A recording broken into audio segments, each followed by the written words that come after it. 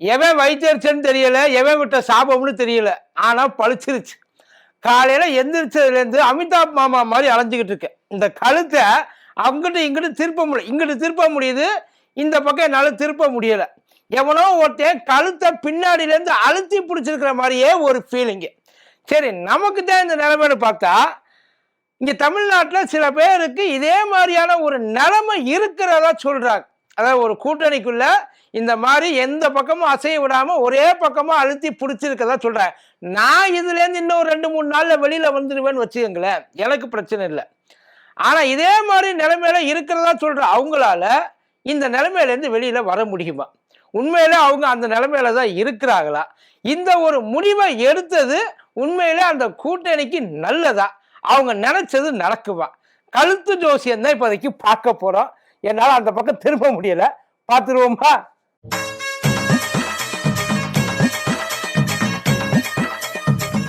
டயா booster சுகரை control பண்ணும், உங்க ஆரோக்கியத்தை மீட்டு தரும். சர்க்கரையை கட்டுப்படுத்துறதுக்கான எளிமையான வழிமுறை, இயற்கையான வழிமுறை. அனைத்து மருந்து கடைகளிலும் கிடைக்கும். மதியம் நேருக்கு வணக்கம்.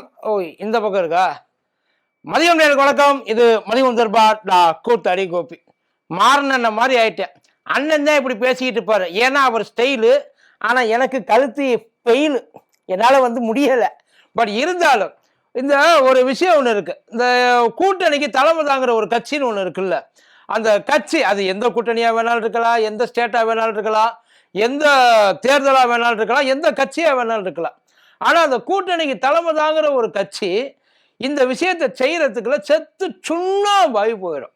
தொகுதி பங்கீடு அது தலைக்கு மேல தொங்குற கத்தியில கடப்பார கொஞ்சம் லேசா அங்கிட்டு இங்கிட்டு ஆச்சுன்னு வைங்கள, குத்தி நேரா செங்குத்தா புந்து ரெண்டா பொழந்துட்டு போயிடும். நிஜமா தொகுதி பங்கீடு அப்படின்றது பாம்பு புத்துக்குள்ள கைய விடுற மாதிரி இல்ல, பாம்பு பண்ணைக்குள்ள வெறும் காலை விடுற மாதிரி.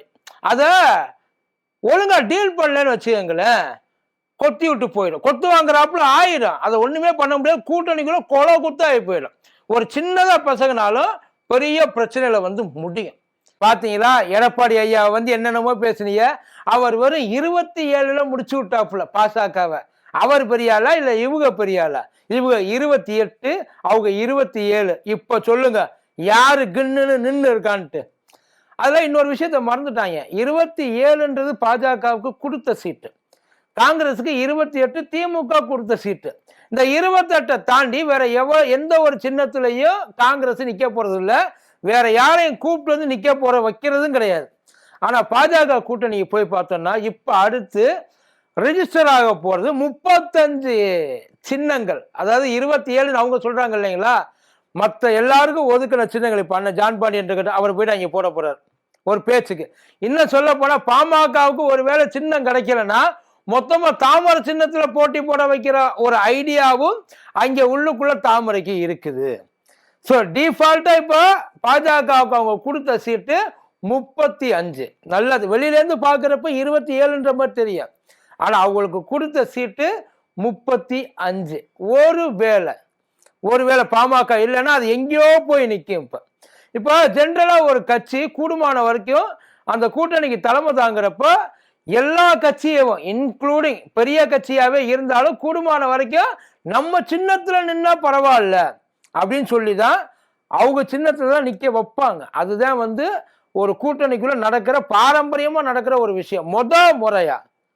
முத முறையா கூட்டணிக்கு தலைமை தாங்காத ஒரு கட்சி கூட்டணிக்குள்ள இருந்துகிட்டு அவங்களோட சின்னத்தை இன்னொரு கட்சிகள், அதாவது எந்த கட்சி கிட்ட கேட்டு வாங்கினாங்களோ அந்த கட்சி கிட்ட இல்லாம, அந்த சின்னத்துல இல்லாம அவங்களோட சின்னத்துல நிக்க வைக்கிறது இல்லைங்களா, இதுதான் அவங்களோட ஸ்டைலு.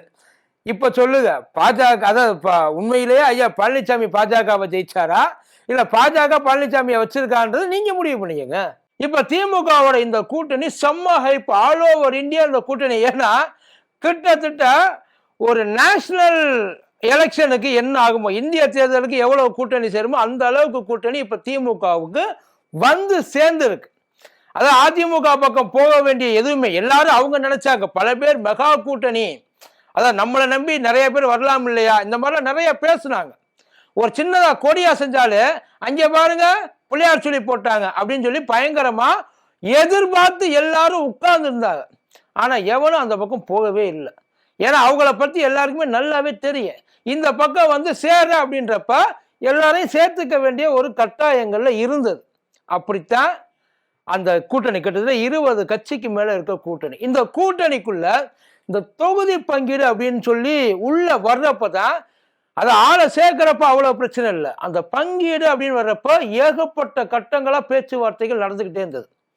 இந்த கூட்டணி இன்னமும் ஸ்ட்ராங்கா இருக்கிறதுக்கு ஒரே ஒரு காரணம் என்ன தெரியுமா? ஒரே ஒரு காரணம், ஐயா ஸ்டாலின் மேல அவங்க வச்சிருக்க நம்பிக்கை, அவங்க மேல ஐயா ஸ்டாலின் வச்சிருக்க நம்பிக்கை. அது இல்லாம ஐயா ஸ்டாலினுக்கு இருக்கிற ஒரு குணம், அதாவது யாரையும் கூப்பிட்டு வச்சு முதுகுல குத்துறது அவரோட பழக்கம் கிடையாது. இது அவருக்கு இது வரைக்கும் அந்த பழக்கம் இருந்ததே இல்லை. எதுவா இருந்தாலும் நேரம், அதாவது இந்த ஒளிச்சு மறைச்சு அதுக்கப்புறம் வந்து கூப்பிட்டு வச்சு குறைச்சு இந்த வேலைக்கெல்லாம் ஆகவே ஆகாது. எது இருக்குதோ அதை நேரடியா முன்னாடியா போட்டு உடைச்சிட வேண்டிய இதுதாப்பா இருக்குது. இதுக்கு இங்கேருந்து தான் நம்ம பேச ஆரம்பிக்கலாம். இப்படித்தான் எல்லாம் ஆரம்பிச்சிருக்கு. இதுல ரொம்ப முக்கியமா 3 கட்சிகளை பத்தி பேச வேண்டியது. ஒன்று விசிக, இன்னொன்று தேமுதிக, இன்னொன்று மக்கள் நீதி மையம். இந்த 3 பேர் இப்போ கம்யூனிஸ்டுகளை உள்ள கூப்பிட்டாங்க. கம்யூனிஸ்டுகள் ஓகே, அதாவது இதுல எல்லாருமே ரொம்ப ஹாப்பி அப்படிலாம் யாருமே கிடையாது உண்மையிலையா. அதாவது வந்து கொடுக்குறப்ப ரொம்ப ஹாப்பியா கொடுத்தது, வாங்குறப்ப ரொம்ப ஹாப்பியா வாங்கினது, கொடுத்தவங்களுக்கும் கஷ்டம், வாங்கினவங்களுக்கும் கஷ்டம். ஏன்னா இதுல எந்த விதமான குழப்படியும் நடந்துடக்கூடாது. சின்ன விரிசல் எலெக்ஷனுக்கு முன்னாடி நடந்தாலும் அது பெருசாயிடும். இந்த இடத்துல அதை சமாளிச்சது ஐயா ஸ்டாலினோட சாமர்த்தியம். உண்மையிலேயே இந்த நிலைமையில அந்த பக்கம் இருக்கிறவங்களுக்கு இருந்திருந்தா இந்நேரத்துக்கு ஆளாளுக்கு பிச்சுக்கிட்டு எங்கிட்டாச்சும் ஓடி இருந்திருப்பாங்க. அதை விடாம இறுக்கி பிடிச்சி இன்னைய வரைக்கும் வந்து அதை இன்னும் ஸ்ட்ராங்கா வச்சிருக்காரு பார்த்தீங்களா, அதுதான் ஐயா ஸ்டாலினோட திறமை. இப்போ இங்க கம்யூனிஸ்டுகள் இடையில 6 எதிர்பார்த்தது அதை குறைச்சி 5 கொடுத்துட்டாங்க. பட் இருந்தாலும் ஐயா ஸ்டாலினுக்கு அதை எப்படி அந்த மேஜிக்கை ஐயா ஸ்டாலின் பண்ணார் அப்படின்றது இது வரைக்கும் யாரும் தெரியல. ஓகே ஃபைன், இந்த கூட்டணிக்காக நம்ம இதை ஏற்றுக்குவோம். இந்த கூட்டணி இருக்கணும்னு அவர் மட்டும் நினைக்கல, கூட்டணியில் இருக்க ஒவ்வொருத்தரும் நினைக்கிறாங்க. இப்போ விசிகாவுக்கு டபுள் டிஜிட் கேட்போம் அப்படின்னு சொல்லிட்டு ஐயா திருமாவளவன் சொல்லியிருந்தார். எல்லாரும் சொல்றாங்க பாத்தீங்களா திமுக ஏமாத்திருச்சு, 8 சீட்டு தான் கொடுத்துருக்கு. எல்லாரும் என்ன நினைச்சாங்க, இன்னும் சொல்ல போனா ஆப்போசிட்ல இருந்தவங்க என்ன நினைச்சாங்கன்னா விசிகாவை 5க்குள்ள முடிச்சிருவாங்க, விசிகாவும் அதுக்கு ஒத்து போகும் அப்படின்னு சொல்லி ஆளாளுக்கு என்னென்னமோ ஸ்பெகுலேஷன்ஸை கிளப்பி விட்டுக்கிட்டே இருந்தாங்க. 5க்குள்ள முடிஞ்சிரும்ட்டு. இந்த இடத்துல திருமாவளவன் தோத்தாரா இல்ல ஐயா ஸ்டாலின் தோத்தாரா அப்படின்றதெல்லாம் கிடையாது. 2 பேருமே ஜெயிச்சிருக்காங்க. இன்னும் சொல்ல போனா பல வருஷங்களுக்கு அப்புறம் அண்ணன் திருமாவளவன் இப்பதான் எமர்ஜ் ஆகி மேல வந்திருக்கிறார். ஏன்னா இதுக்கு முன்னாடி இந்த எலெக்ஷனை நீங்க பார்த்துட்டு இருந்தீங்கன்னா போதும், அதோட கிராஜுவல் இன்க்ரீஸ் என்னன்றது தெரியும். இப்ப ஸ்ட்ரைக் ரேட்ன்றது ஒண்ணு இருக்கு. இதுக்கு முன்னாடிலாம் 10, 11 திருமாவளவன் போட்டி போட்டிருக்காரு. ஆனா 10, 11 அந்த ஸ்ட்ரைக் ரேட்ன்றது ஒண்ணு இருக்குல்ல, இப்ப இந்த 8 கொடுத்துருக்காங்க, இந்த 8க்கு ஸ்ட்ரைக் ரேட் சொல்ல முடியாது. இதை நம்ம ப்ரூவ் பண்ணி காமிக்கணும். அதான் ஒண்ணும் இல்லை, இப்ப 2026 2031க்கு போறப்ப அண்ணன் 15 சீட்டு கேட்கறதுக்கு பிளான் போடுவார். ஏன் தெரியுமா? இந்த 8க்கு 8 அடிக்கிறதுல இறங்கி வேலை பார்க்கும் விசிகாவும் திமுக. அவங்க நினைச்சது உண்மை. அதாவது இப்ப இவங்க ஐயா ஸ்டாலின் வந்து இதை குறைச்சு கொடுக்கணும், இன்னும் கொஞ்சம் குறைக்கணும்.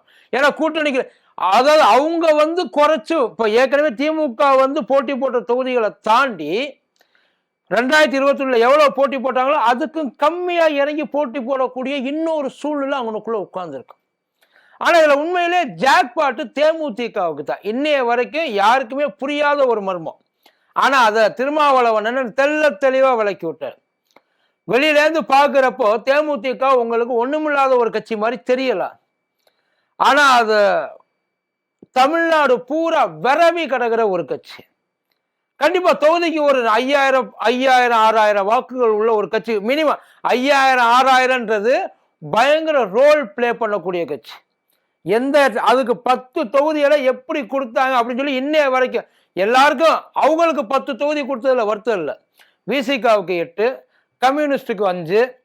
இப்ப இந்த மாதிரி போறப்ப அந்த இடத்துல கம்பேரிசன்ல உண்மையில அந்த இடத்துல சில மனஸ்தாபங்கள் இருக்கத்தான் செய்யும். அதெல்லாம் இல்லை அப்படின்னு சொல்லி மறுக்கெல்லாம் முடியாது. ஏன்னா இவ்வளவு வருஷமா தோழமையா, கிட்டத்தட்ட 10-15 வருஷமா தோழமையா இருந்த கட்சிகள், பல எலெக்ஷன்ல ஒன்னா நின்று பார்த்த கட்சிகள். ஆனா தேமுதிக திடீர்னு வந்துட்டு அந்த 3வது பெரிய கட்சி அந்த கூட்டணிக்குள்ள அப்படின்ற அந்த இடத்தை வாங்கிட்டு போறது எல்லாருக்கும் ஒரு விதத்தில் அதை மேம்போக்கா பார்க்கறப்ப பிரச்சனையா இருக்கும். அதோட ரிசல்ட் இப்போ அந்த கட்சிகள் கூட்டணிக்குள்ள இருக்க அந்த பிரச்சனையை மட்டும் இல்ல, மக்கள்கிட்டையும் போயிட்டு இந்த கூட்டணி அதாவது இவங்க கொடுத்த அந்த விகிதாச்சாரம், அவங்க கொடுத்த இந்த அலையன்ஸ்ல இருக்கிற ஒதுக்கப்பட்ட அந்த சீட்டுகள் ஒர்த்து அப்படின்னு சொல்லி உள்ள போனது. அப்புறம் ஐயா கமலஹாசனை பத்தி கண்டபடி அவங்க கிண்டிக்கிட்டு இருக்காங்க. அதாவது கமலுக்கு வந்து கமலையா வந்து ஒர்த்து இல்லை, கமலையா வந்து கட்சி நடத்த லாய்க்கு இல்லை. நல்லா யோசிச்சு பாருங்க. அவர் இது வரைக்கும் அதாவது நமக்கு இருக்கிற அந்த அக்கறை அவருக்கு இல்லாம போகுமா? அதாவது அவர் வெளியில பேசிட்டாரு, அவர் பேசுறதே புரிய மாட்டேங்குது, கமலை வந்து ஏமாத்திட்டான். அவங்க உள்ளுக்குள்ள அதாவது இருக்கிறதுலே ரொம்ப ஜூனியர் கட்சி அப்படின்னா அந்த கூட்டணியில ஐயா கமலையா கட்சி தான் அரசியலுக்கு ஃப்ரெஷ்ஷா வந்து ஏன்னா அந்த கூட்டணியில் இருக்க மற்ற எல்லாருமே அவங்க கூட ரொம்ப நாளா இருக்கிறவங்க, இப்ப அங்க இருக்கிற எல்லாத்தையுமே ஏற்கனவே குறைச்சுதான் கொடுத்துருக்காங்க. இப்ப மறுபடியும் ஐயா கமல் போய் உள்ள கேட்கிறப்போ அவங்க கிட்ட கமலையா கிட்ட கண்டிப்பா அவங்க ரிக்வஸ்ட் தான் வச்சிருப்பாங்க, கொஞ்சம் அட்ஜஸ்ட் பண்ணிக்கங்க. கமலையா நிலைமையில இருந்து கொஞ்சம் யோசிச்சு பாருங்க. இப்ப இவ்வளவு பெரிய ஒரு கட்சி வெறும் 2 சீட்டுக்கு உள்ள போயிட்டு உட்கார்ந்து இருக்கு அப்படின்னு அவரோட நினைப்பு இருக்கலாம். அடுத்து அதான் அவரு தன்னை தானே வந்து தாழ்த்திக்கிற மாதிரி ஒரு நினைப்பு அவருக்கு இருந்தாலும் இருக்கலாம். ஏன்னா இந்த 2ல நான் உட்கார்ந்து போட்டி போடுறதுக்கு அந்த 2 நீங்களே போட்டி போட்டுக்கங்க, பிரச்சனை இல்லை. பட் ஆனா இங்க என்ன பிரச்சனை அப்படின்னா கமலையா அவரோட அந்த இதை பார்த்தாரே தவிர அவருக்கு கீழே வேலை பார்க்குறாங்கல்ல அவங்கள பார்க்காம விட்டார். ஒரு வேலை இருந்திருந்தா அந்த 2 உள்ள போயிருந்திருக்கலாம், அந்த 2 உள்ள போயிருக்கலாம். பட் இருந்தாலும் தமிழ்நாடு முழுக்க ஐயாவை கூட்டி கொண்டாந்து பிரச்சாரம் பண்றதுக்கான எல்லா வேலைகளையும் அதாவது அவங்க சொல்றாங்க. அதாவது இந்த திமுக சைடுன்னு சொல்றாங்க அவரோட பெருந்தன்மை, அவர் பெருந்தன்மையா இருந்தாலும் அவருக்கும் உள்ளுக்குள்ள சில வருத்தங்கள்லாம் இருக்கத்தான் செய்யும் சார். இது வந்து கிட்டத்தட்ட ஒரு மேரேஜ் மாதிரி. ஒரு மேரேஜ் வைக்கிறப்போ எல்லாருமே வந்து எல்லா நேரத்திலையும் ஹாப்பியா இருக்கிறதுக்கான வாய்ப்புகள் சாத்தியக்கூறுகள் ரொம்ப கம்மி. ஆனா அதையும் மீறி அந்த மேரேஜை ஒர்க் அவுட் பண்ணி சக்சஸ்ஃபுல் மேரேஜா கொண்டு போய் வைக்கிறாங்க பார்த்தீங்களா. யாருமே பர்ஃபெக்ட் கப்புள் கிடையாது. அவங்க அந்த ஒரு சில மிஸ்டேக்குகளை அவங்க அண்டர்ஸ்டாண்ட் பண்ணி அதுக்கு ஏத்தாப்புல ஒருத்தருக்கு ஒருத்தர் அட்ஜஸ்ட் பண்ணிக்கிறாங்க பார்த்தீங்களா. உண்மையிலேயே அதுதான் பர்ஃபெக்ட் மேரேஜ். இப்ப அந்த கூட்டணி இப்ப இதையெல்லாம் முடிச்சுட்டு அதுக்குள்ள போகுது. பாப்பா ஐயா ஸ்டாலினுடைய இந்த வியூகம், இந்த சாமர்த்தியம் மக்கள்கிட்ட போயிட்டு சேர்ந்து அது ஒர்க் அவுட் ஆகுமா அப்படின்றத அவங்க இனிமே பண்ண போற பிரச்சாரங்கள், அவங்க செய்ய போற வேலைகள், அதுக்கப்புறம் மக்கள் எடுக்க போற முடிவுகள் இதை பேஸ் பண்ணி தான் இருக்கும். பார்ப்போம் என்ன நடக்க போகுது. நன்றி.